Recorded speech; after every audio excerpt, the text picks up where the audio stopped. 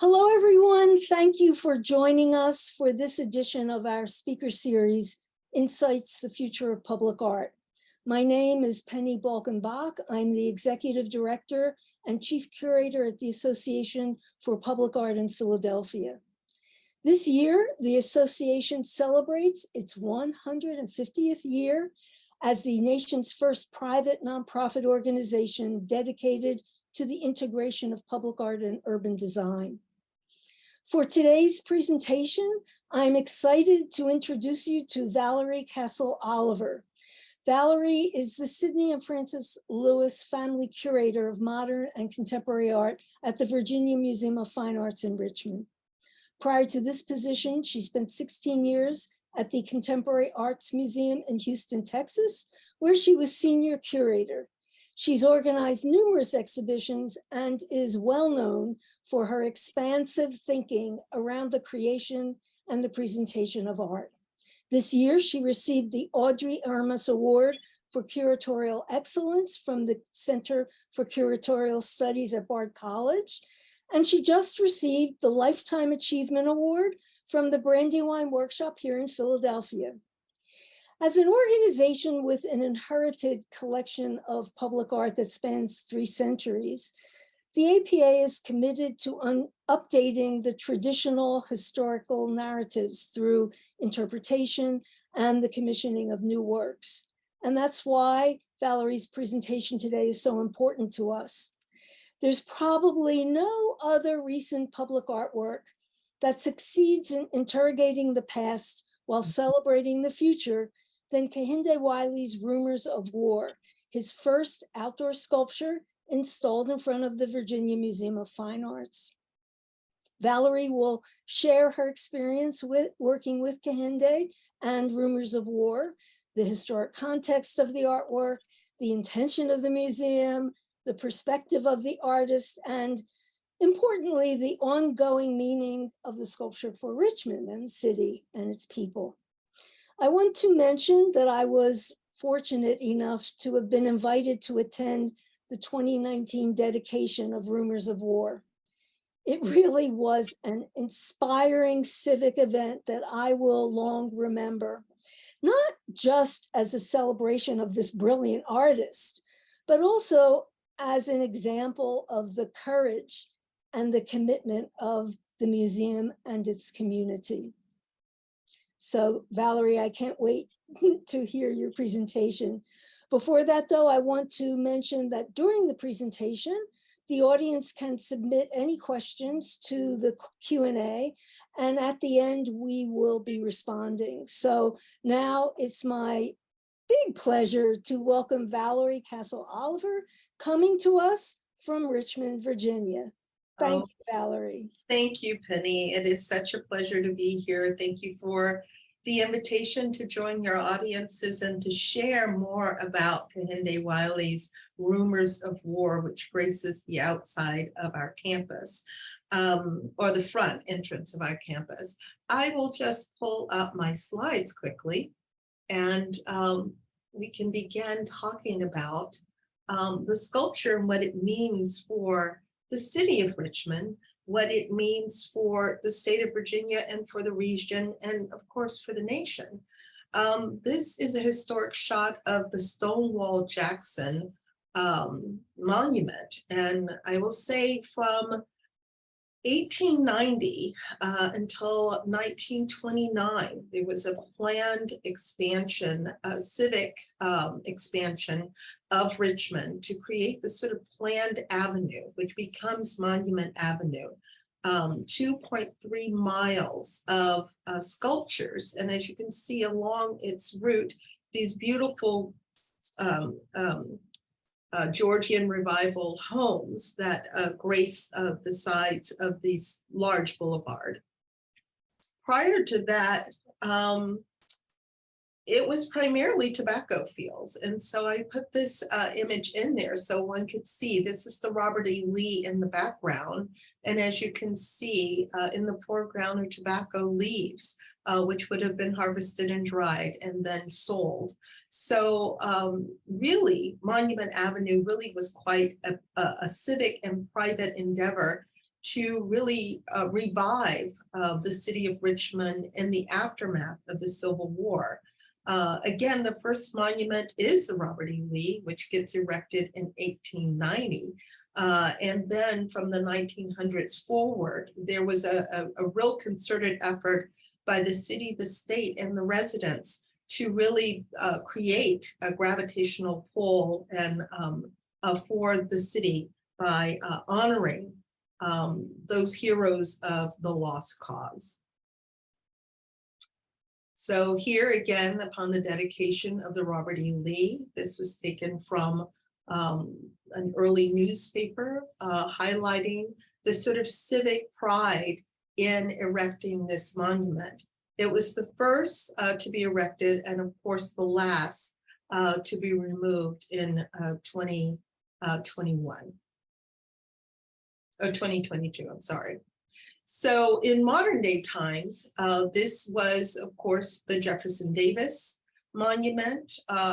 Again, these sort of beautiful kind of European arcs in which the monuments situated themselves between these sort of east and westbound streets, and one could go around the circle. So these monuments actually stood as this, again, to beautify the city as a gravitational pull for residents and tourists alike.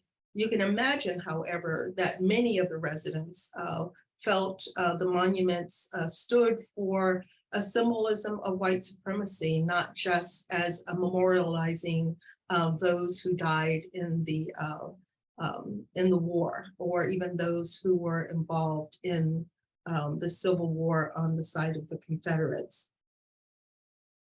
Because the monuments become erected in 1890, shortly after the sort of failure of the Freedmen's Bureau and the Reconstruction, and which was really the premise of many of the Confederate states being reunited into the federal government. It was part of the actions of not only their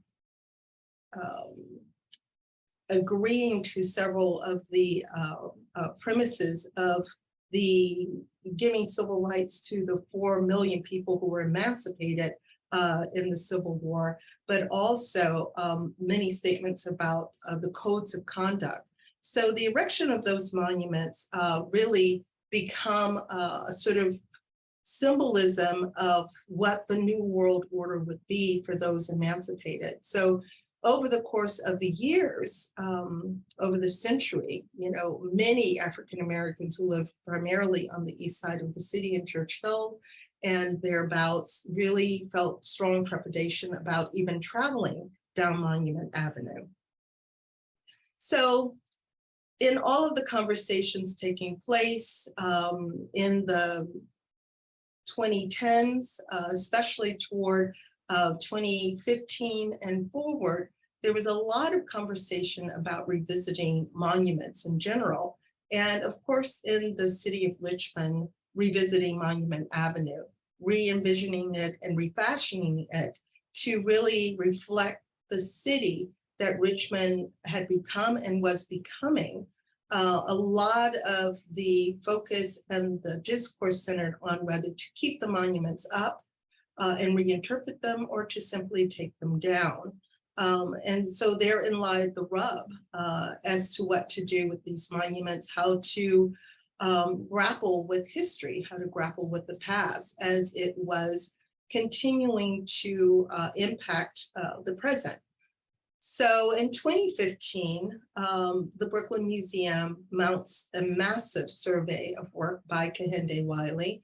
And in 2016, that survey actually travels to Richmond and is installed. And because of the focus of Kehinde really looking at classical portraiture and affixing Black subject matter, really kind of grappling with the past, and understanding the present and empowering those living in the present and allowing them to see themselves within the stature, power, and status given to those historically, it was very important that Kehinde really be in Richmond for the opening and really participate in a series of programs that have been designed. This is a photograph of Kehinde Wiley with two local artists, with our director, Alex Nargis, and Sarah Eckhart, who is working in the Department of Modern Contemporary Art, and it continues to be my colleague, but at the time, predating my arrival to the museum.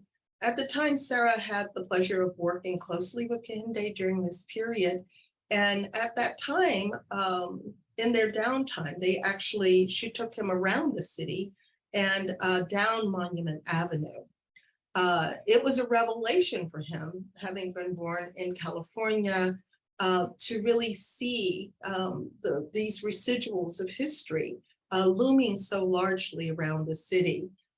So this just gives you an installation shot of Kehinde Wiley's exhibition here in Richmond.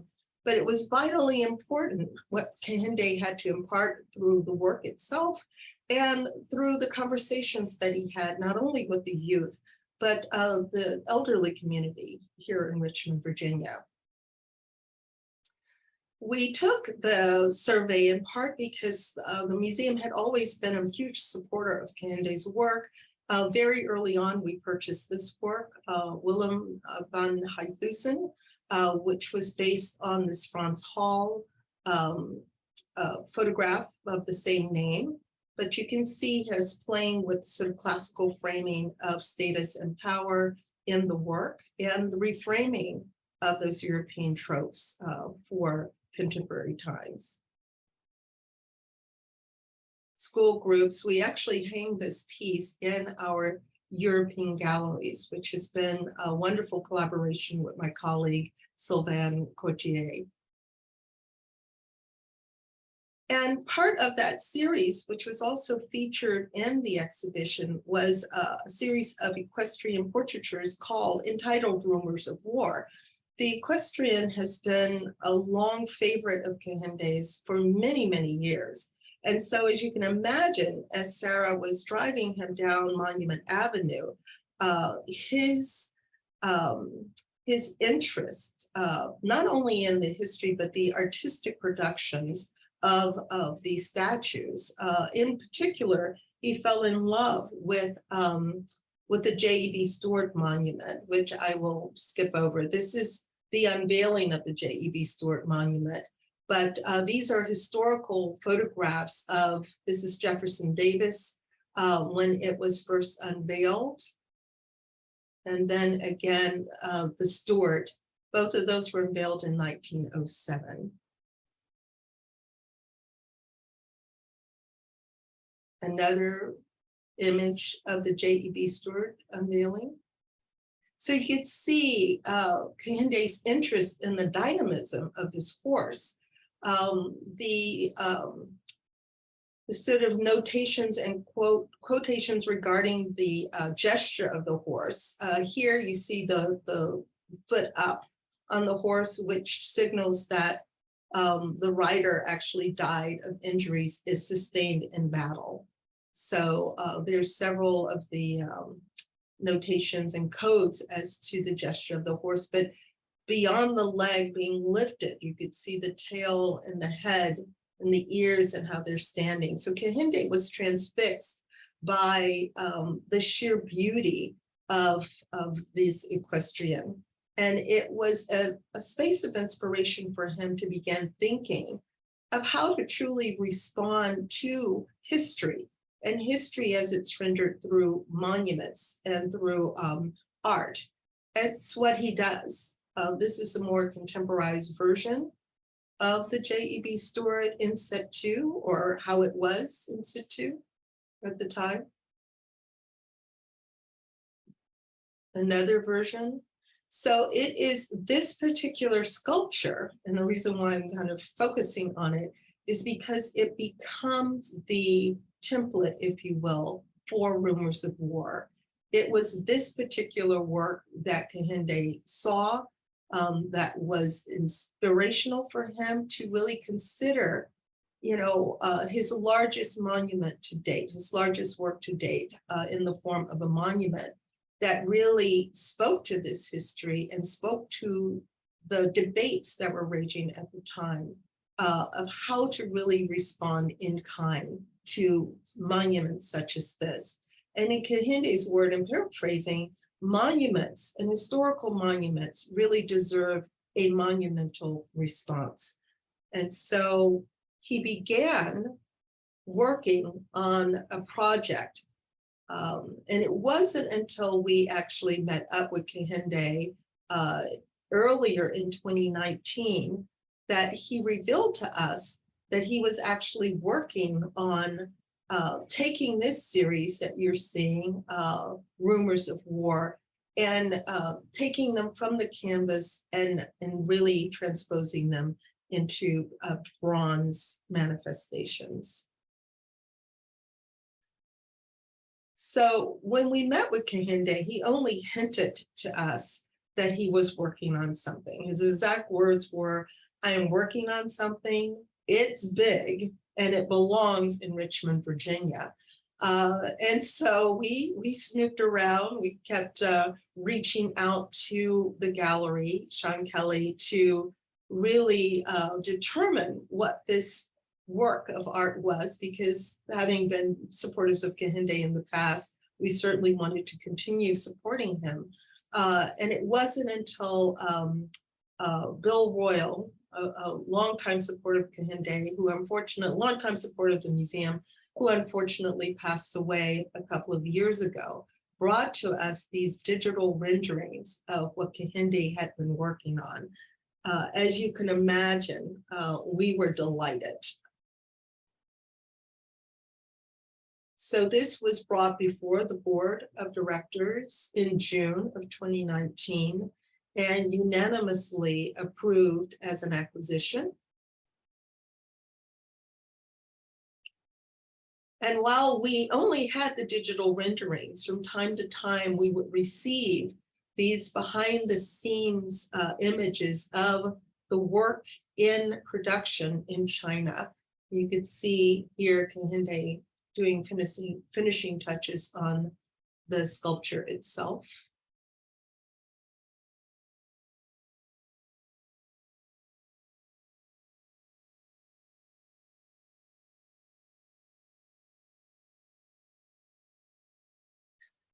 So part of sometimes the mystery of how sculptures get made and how they come into being, particularly around public art, you know, a lot of people thought we actually commissioned Kehinde to do this work. In fact, we did not. As I stated before, it was already in production, and it was in production in particular because Kehinde had an engagement with the Times Square Arts Association to present a work of art in Times Square. And so that was the natural sequence of what would have happened, is that it would be shown as he had committed to doing in Times Square, and then later come to the Virginia Museum of Fine Arts, where it would be unveiled and of course placed on permanent view. But this is the installation process in Times Square. It opened in Times Square in September of 2019. So quite a huge feat in terms of just coordinating the sculpture to be erected in Times Square for a city that never sleeps. So this was the dedication on September 27th, 2019. Alex Nargis, and as you can see, seated just beyond the podium is the city's mayor, LeVar Stoney. The city of Richmond, I'm sorry. And these are scenes from the unveiling itself in New York City.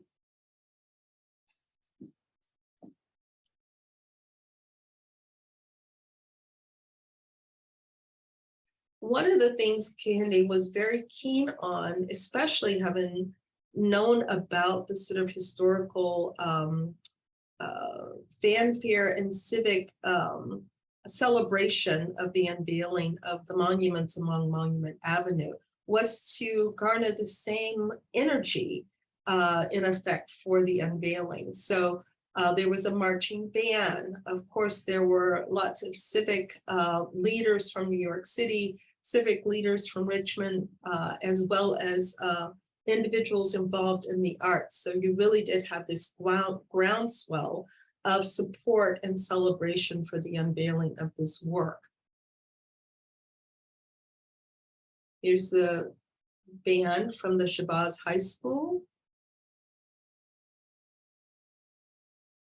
And of course, it institute in Times Square.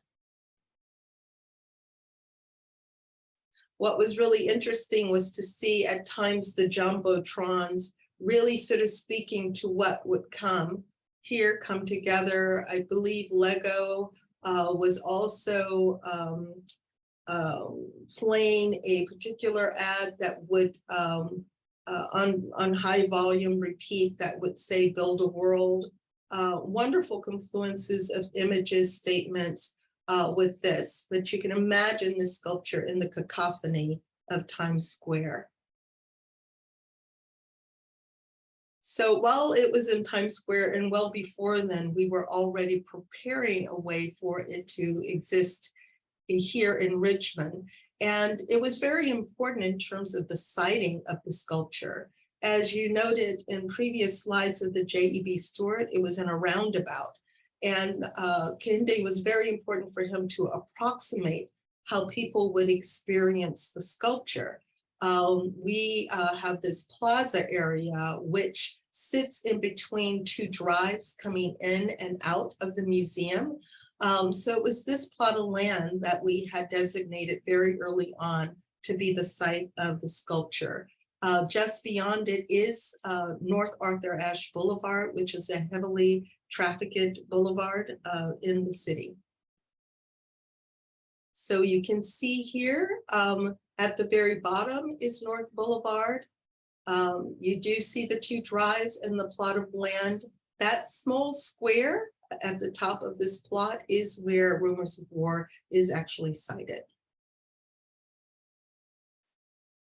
This is its installation, early December, preparing for the unveiling on December 10th, 2019. And very much like Richmond, there was a groundswell of civic outpouring for the welcoming of this sculpture. Here are just a few shots. And I should note in 2019, it was very unclear how the general public would respond to the sighting of this sculpture along the boulevard and on our campus. We were simply unsure. As you can imagine, there were people who were, as you can see, enthusiastically waiting for the sculpture to be unveiled, but there were also individuals who were very resistant to any shift, change, or response to that of Monument Avenue, which is only sited less than a mile away. So this is the actual day of the unveiling.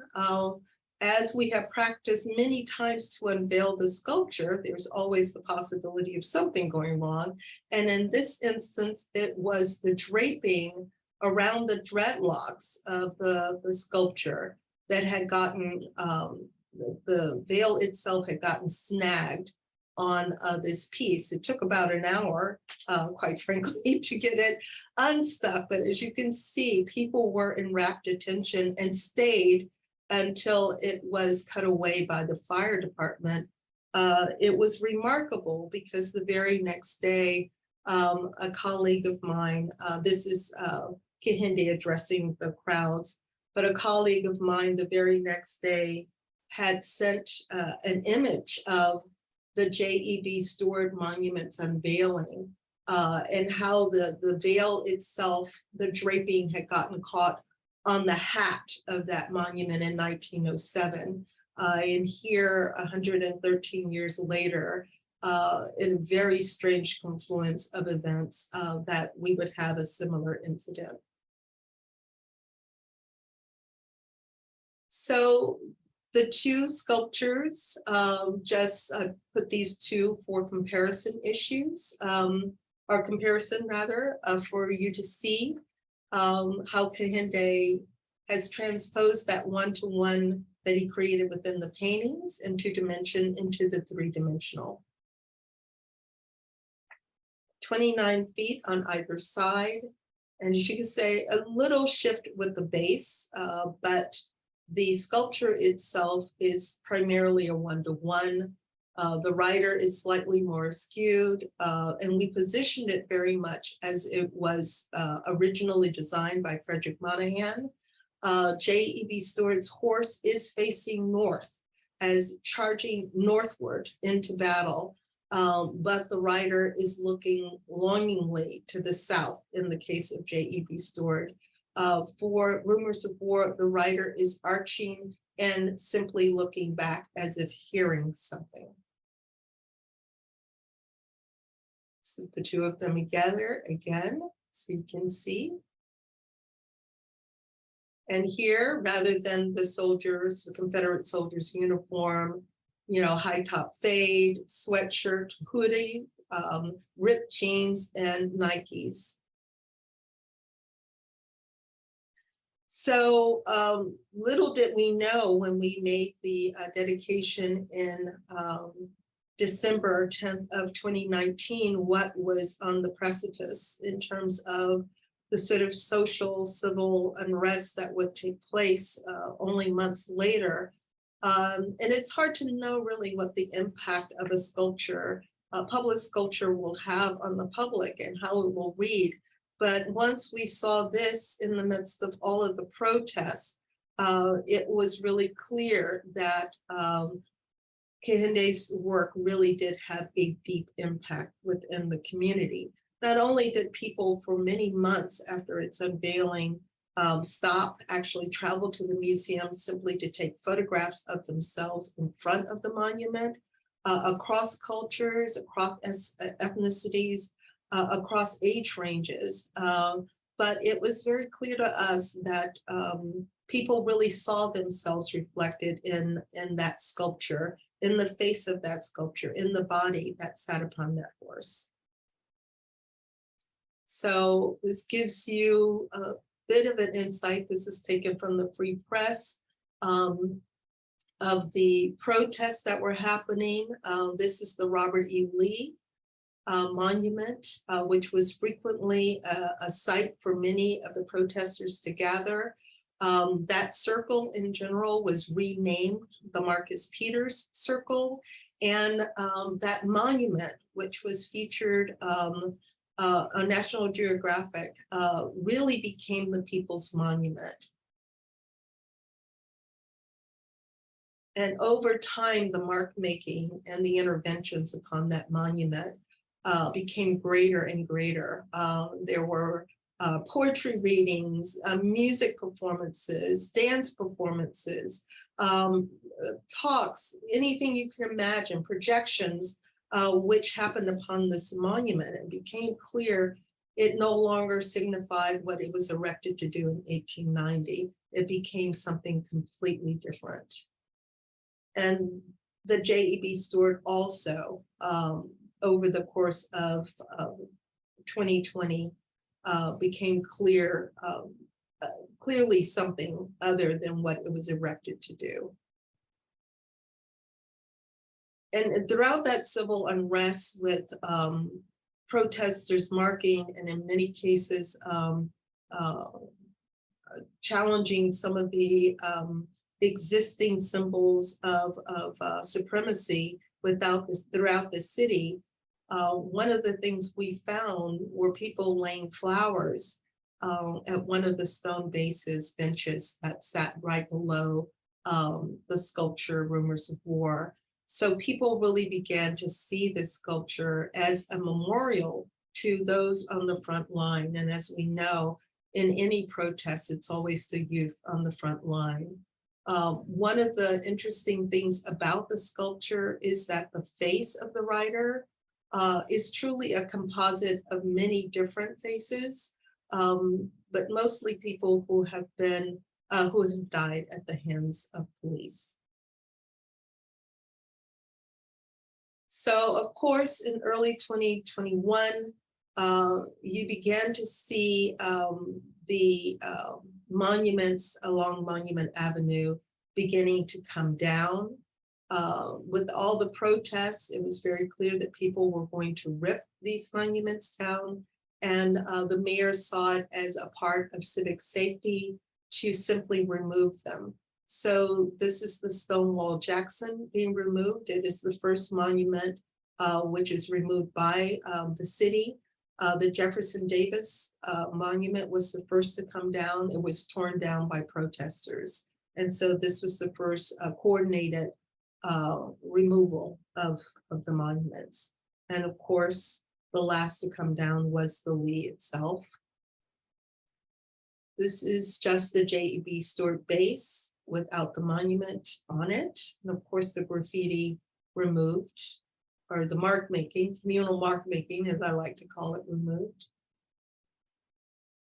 And of course, the Lee, once the sculpture came down,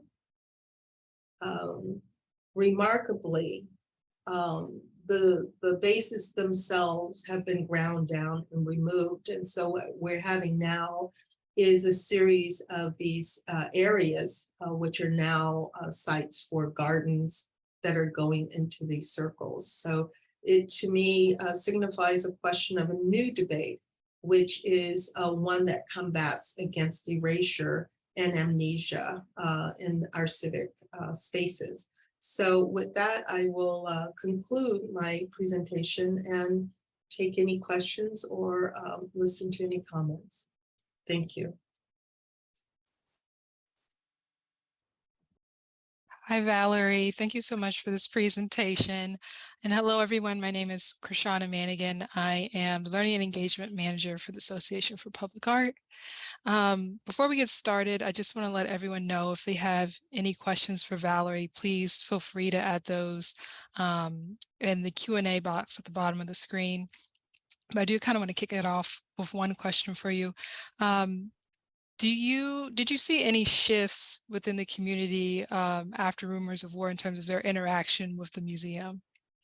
Well, for the museum, which I really like to think of as a thought leader for this community and the field in general, you know, what we were doing within the museum was transformational already. Putting the sculpture on the outside of the building really was just signifying what was happening internally. So clearly people saw the sculpture outside. Clearly it became a sort of symbol of a welcome to a community that at one time felt estranged from the institution, as many communities sometimes feel estranged from museums. Their facades sometimes are wholly unwelcoming. And so we have been trying to combat, because we have a really beautiful public space and public sphere. The community does use our museum quite a bit, its grounds. And so for many people, it was a no-brainer, but for many people, it was a signal that this was a new extension to welcome many communities in, especially the African-American community. Absolutely. And another question that I had for you, in terms of commemorative monuments, I would love to know your thoughts of what you think in the future we should do with commemorative monuments. I know that you had mentioned that the space in the middle of Richmond now is kind of being thought of as a garden space, but just your thoughts on that. Well, you know, initially the Governor Ralph Northam had tapped the museum to really think through how to reimagine Monument Avenue. With the changing of the guards, that really did not continue our involvement, but it is certainly something that I think is of great interest, is how does one begin to think through these spaces while the monuments are gone, that history is still very much embedded in its soil. And it really does take a lot of thoughtful discourse about it. I will say, you know, Monument Avenue was not conceived and erected in a year.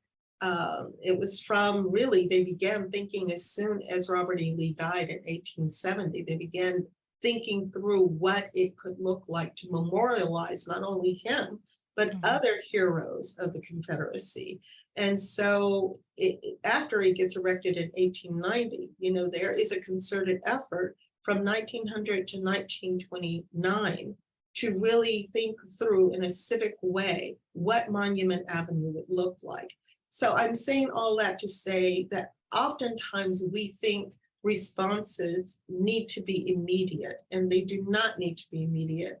I think we have time to truly think through what Monument Avenue could and should look like, and not rush to erect something for the sake of an immediate response. I think that tends to be counterintuitive in the long run to really a substantive conversation. So we have time, and we will know as the time moves on what would be the right thing, if anything, to go there. But what I fear is a real sense of amnesia, because we are so mired in the sort of perpetual movement that even a year seems like 10 years ago. So it's, you know, that's the risk that you take, is that, you know, people will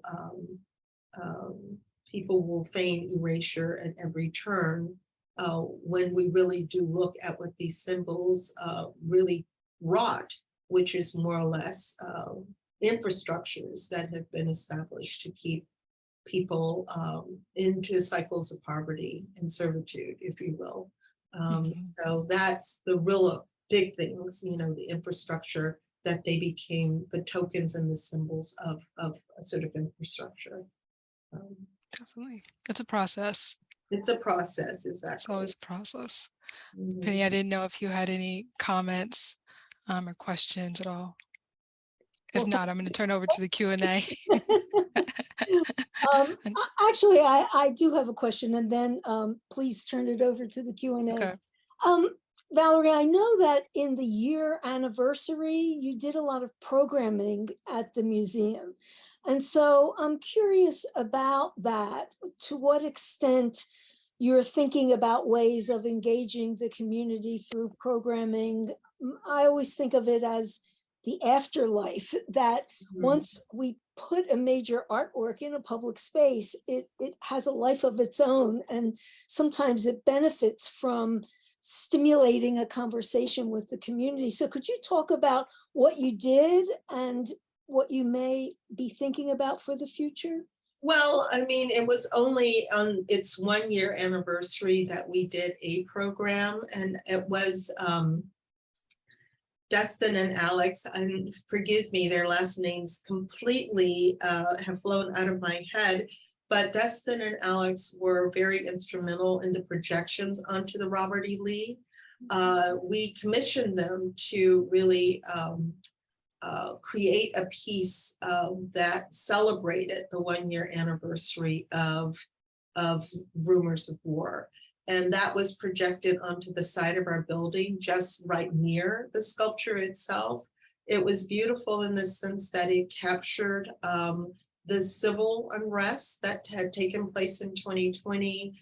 It captured Kehinde in his own words. It captured the zeitgeist of the moment, both, you know, and how artists are truly quite prescient in understanding what their symbols can, you know, what they can be for a community. And so it was really quite striking to have that piece. And we played it, I think it was over the course of 2 or 3 days. We had two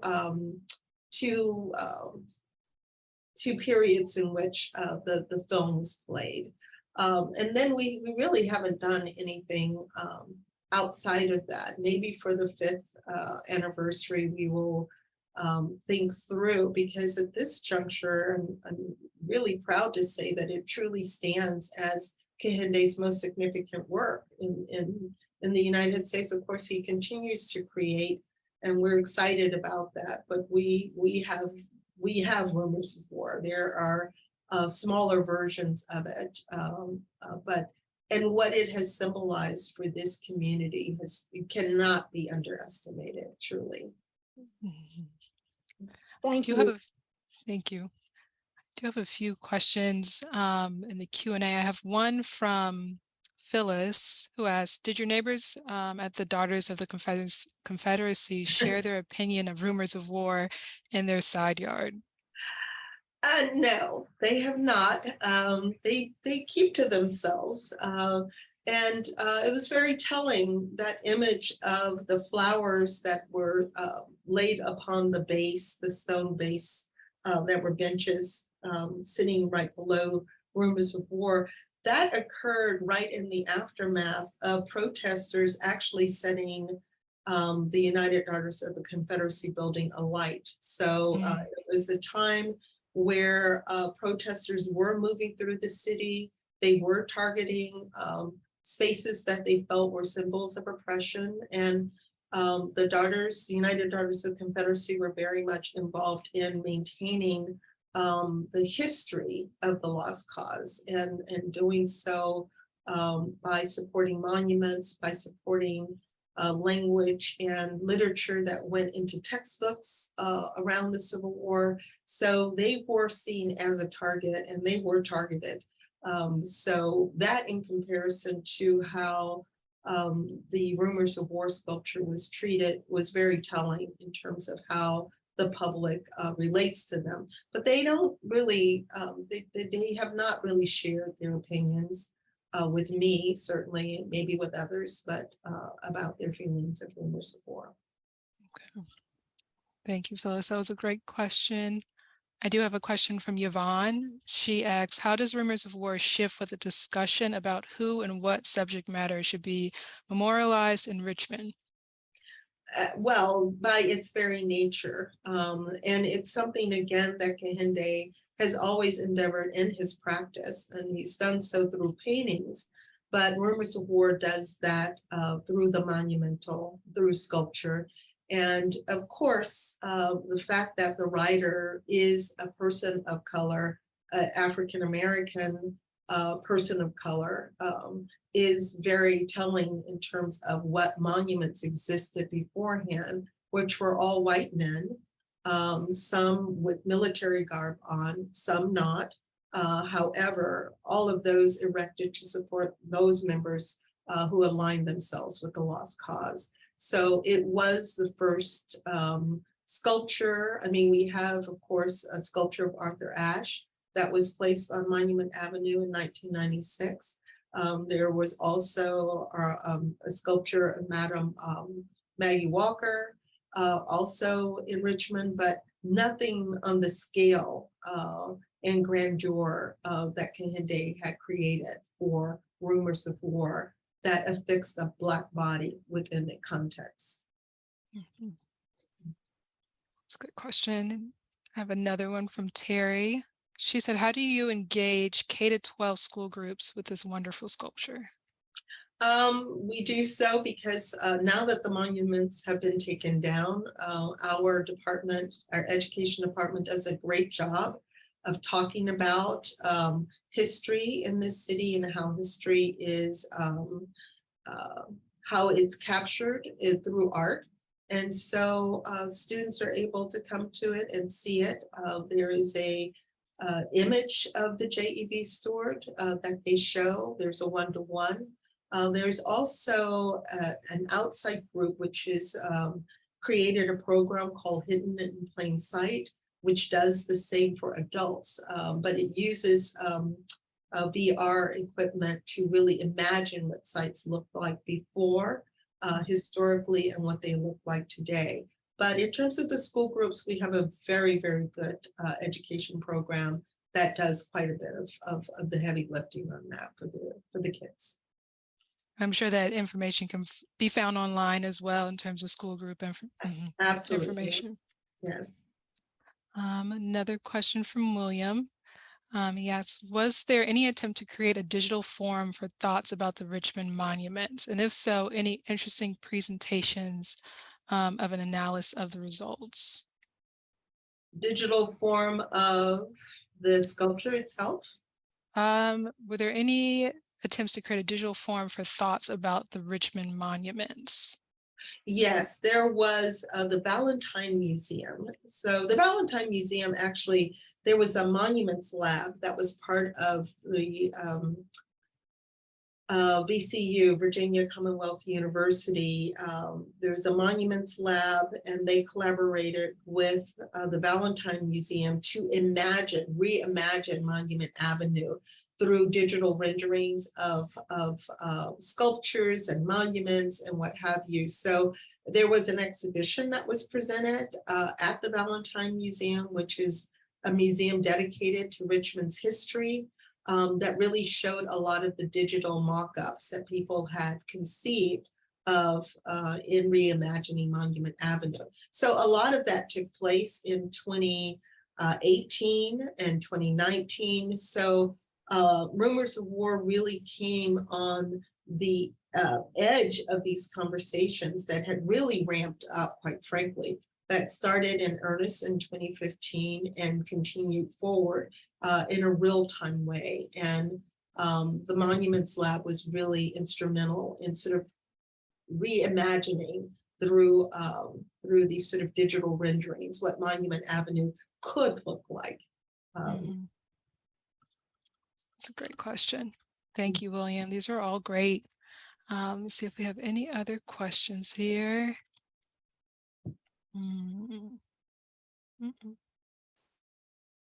Let's see, I know I had one. Let's see.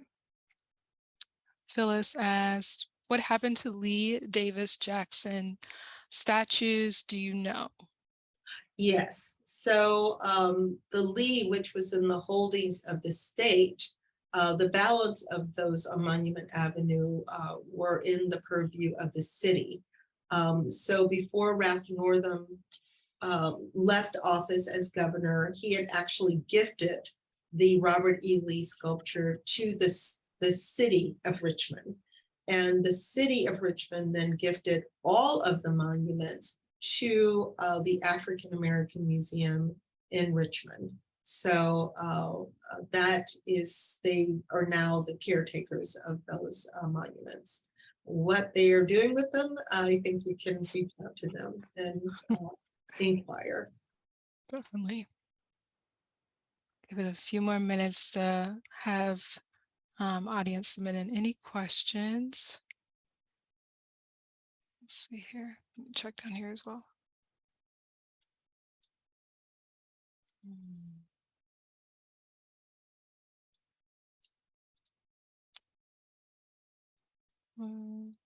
I know that Kara Walker and Hamza Walker in Los Angeles are doing an amazing project, and I do believe that there's some participation that will happen with that.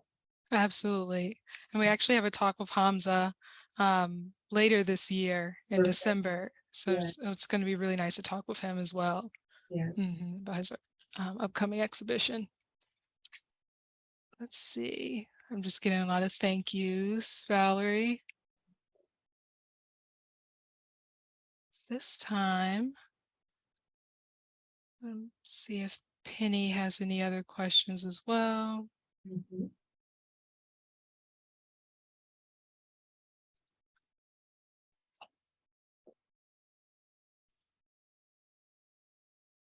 Back again. Back again. Penny, I didn't know if you had any last questions for Valerie before I kind of wrap everything up. The questions were really excellent. They really were. So I thank our audience, because obviously this is a topic that a lot of people are thinking about. I think in Philadelphia, while we don't have Confederate monuments, we do have sculptures that, again, have inherited meanings that might have been unintentional at the time. But when we look at them now, we understand that the full story behind the sculpture has yet to be told. So, that's certainly something that we are thinking about with our partners, as well as thinking about representation. Interestingly, one of the smaller models of Kehinde's Rumors of War came to Philadelphia and was installed in West Philly as part of an exhibition with Kindred Arts in New York. Huh. So, and sadly, but I think in a way provocative, when the sculpture was installed, it was a period of unrest in the community. And so you could see the sculpture, in the context of what was happening in the community. So it took on, it was kind of a lightning rod, as sometimes artworks can be, and therefore was really powerful, really powerful. I think, are there any other final questions? I'm just getting a lot of thank yous coming in, and just, people appreciating that this was a really informative session, and just much appreciated. And I do want to thank you, Valerie, as well, for your time and putting together this presentation with us, and kind of looking back at the overall success all the way from the beginning. And now, like you said, we're almost close to a 5-year anniversary. So it's been great. And we really, it was a pleasure working with you and putting this together. Well, thank you again for the invitation, and I invite all of your listeners to come and see the Sculpture Institute here. It really has changed the demeanor of this. I think the city was already changing, and it just gave it a different gravitational pull away from Monument Avenue and really a pathway into the future. So really happy to be a part of that moment in the city's history. Valerie, thank you so very much, because these are questions on our mind, and you really helped to sort of build the story behind the sculpture in such a way that I think gives us all a lot to think about. I'd also like to thank Krishana for our learning and engagement manager for organizing this event today. So thank you both so very much. Thank you. And I also want to thank our audience members as well for sending in such great questions. Like I had mentioned, we will have another talk next month on Tuesday, November 15th, with a Philadelphia-based artist, Karen Olivier. So we look forward to also speaking with her. Thank you all so much. Thank you, Valerie, again. All right. Take care. Bye-bye. Thank you. Bye. Bye-bye.